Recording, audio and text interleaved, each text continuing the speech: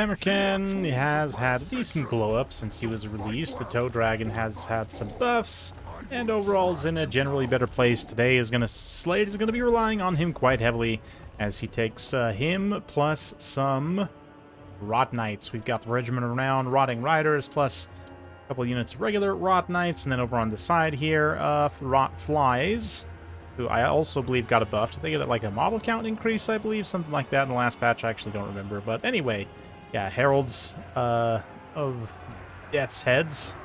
The Angels of Decay, rather. Plague Drones of Death's Heads. No Heralds, actually. That's something completely different. Heralding Archaon, though. He's got 2 Exalted Heroes on Chariots, which I actually totally forgot that the Chariots are a mount option now for the Exalted Heroes, the regular Undivided ones. Super cool. Pretty interesting, and I think they also maybe got a buff in the last patch. They also have a 55% missile block chance on a Chariot, which is kind of nuts, to be honest. Anyway, Armor Piercing. I actually really like this. I'm curious to see how it does.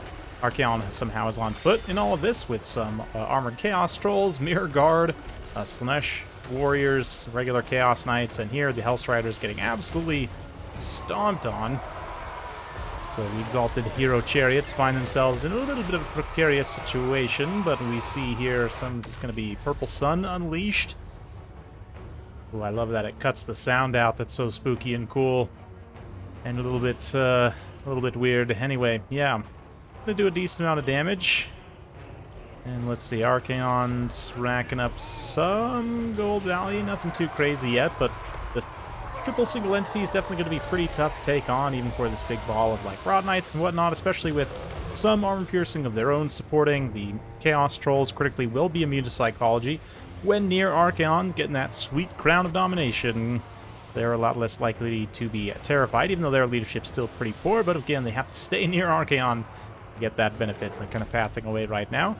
It is Conquest, so Slade's opponent here taking the objective. And it's looking like the the Angel's Decay, rather. Gonna try and fly over, maybe, and throw some Death's Heads at those Horse Masters. A little bit of Searing Doom here. Slightly misplaced, unfortunately, from Archaon. Well, it's gonna do some damage to these Rot Flies. Yeah, some pretty good damage indeed. The Rotting Rider's doing great. Unfortunately, the Exalted Heroes didn't have any infantry to fight, so excited as I was, as excited as I was to see them, they had 1,100 gold value against the unit, which is basically a hard counter for them. Is not bad, honestly. Not terrible. Yeah, I mean, the Rot Knights are anti-large armor piercing, elite cavalry, which, you know, on paper is the exact counter for a chariot, right? So makes sense that they would lose quite badly, but it is managed to claw back a respectable amount of value. We'll have to check how much they cost on that mount. I believe, yeah, no skills or abilities, so just the dude on the chariot. Probably pretty cost effective, honestly. But yeah, the Rod Knights here continuing to grind. And the Slaanesh infantry here, the Mirror Guard, of course, with their magic damage. And then the Chaos Warriors, just high melee defense and a little bit of physical resistance.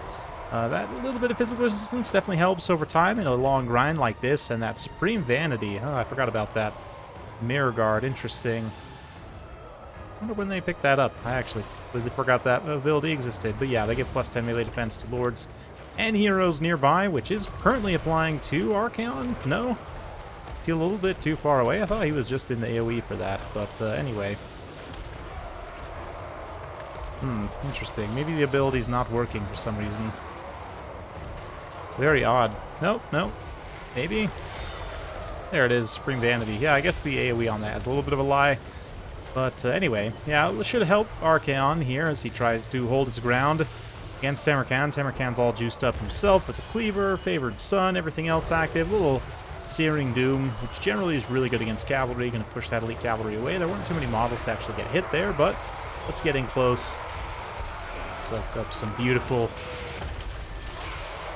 Chaos cinematics here. Gotta love the Monogods versus Monogods. Well, I guess not quite Monogods fights, but mostly Slaanesh for Archaon's Horde here. Although, again, I really like that Exalted Hero. I'm gonna have to check the mount progression for them, because even in, like, campaign, that might be a decent option. Even above the Manticore in a lot of situations, it might just be straight up better, considering that it actually has armor piercing. Manticores are pretty bad right now, to be honest. They're probably one of the worst monsters in the game, but anyway.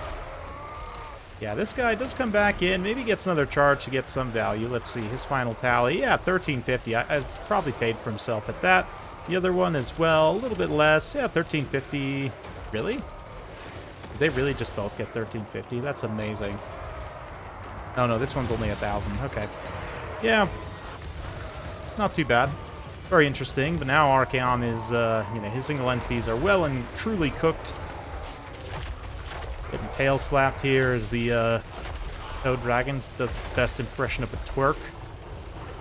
A sentence I'd never thought I'd say, but here we are. It's a new year. It's a new day. Happy Javelin Day indeed to mostly the Toad Dragon.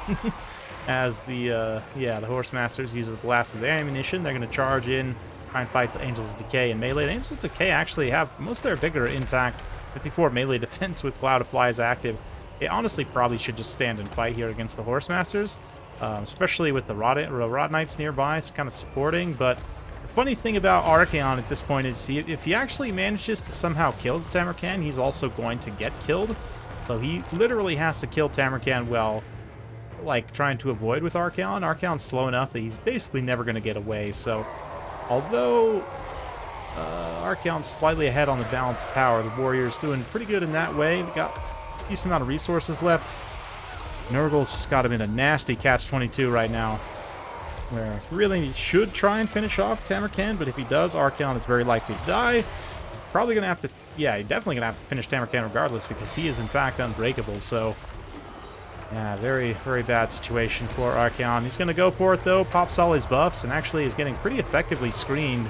Yeah, you see him just getting ragdolled there by the heavy mass, just decides to throw in the towel.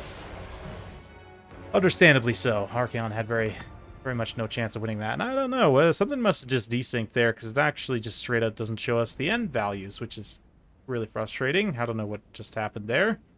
But that replay was a little bit bugged. I don't know, maybe there was some desyncing happening there anyway. But for me, the really interesting thing is, yeah, remembering that these monogods, Chariot, heroes exist. The Exalted Hero is one that, you know, historically, you've seen these guys at certain times for Words of Chaos. Yeah, Hellfire Sword can get some okay synergy. It is a relatively limited uptime, but if you have something that can proc Kindle Flame, I mean, it's there.